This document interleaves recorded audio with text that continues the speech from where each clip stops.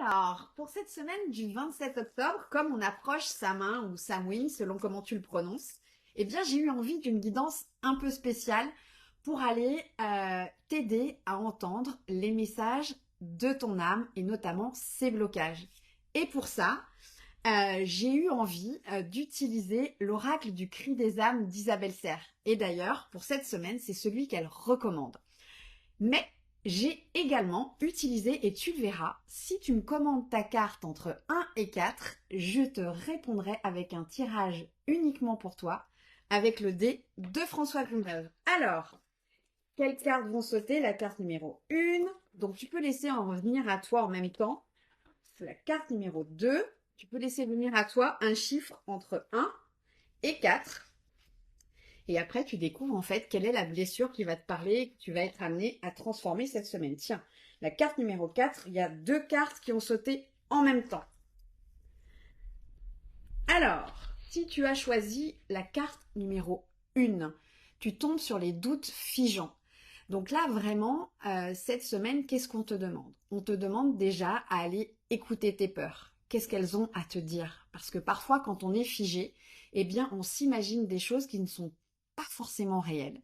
Et donc là, l'idée, c'est d'aller les écouter, de savoir en fait, cette peur, si elle était une alerte, qu'est-ce qu'elle pourrait te dire? Et alors, si tu as tiré cette carte, je t'enverrai aussi le lien avec mon carrousel où je donnais plein de conseils pour les cartes sur la peur qui nous fige. Si tu as choisi la carte numéro 2, tu tombes sur le syndrome de l'imposteur. Là, vraiment, cette semaine, qu'est-ce que ça dit? Ça dit que potentiellement, notamment dans ton travail, tu peux manquer de légitimité, manquer de confiance, douter de toi sur le fait d'arriver. Pourquoi? Parce qu'en fait, potentiellement, tu penses que tu ne mérites pas, que tu n'es pas assez bonne, assez performante, assez compétente.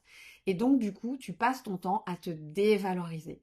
Donc là, pour sortir de ce syndrome, je t'invite à regarder tes talents, ce que tu fais de bien, là où tu as réussi. Regarde, fais le bilan de ton parcours et tu verras que c'est uniquement dans tes pensées et que tu mérites de réussir et d'y aller.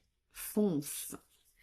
Si tu as choisi la carte numéro 3, là on est dans la blessure du rejet.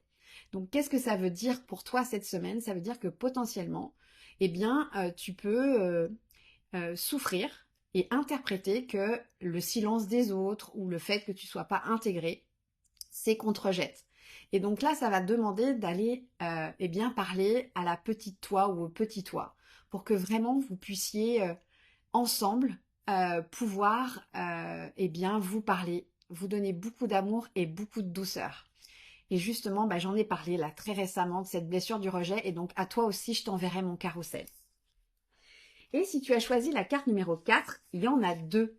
Il y a le manque de confiance et la fuite du bonheur. Là, moi, ce que j'ai envie, et ce qui me vient de manière spontanée, c'est de te demander si tu n'es pas en train d'auto-saboter ton bonheur.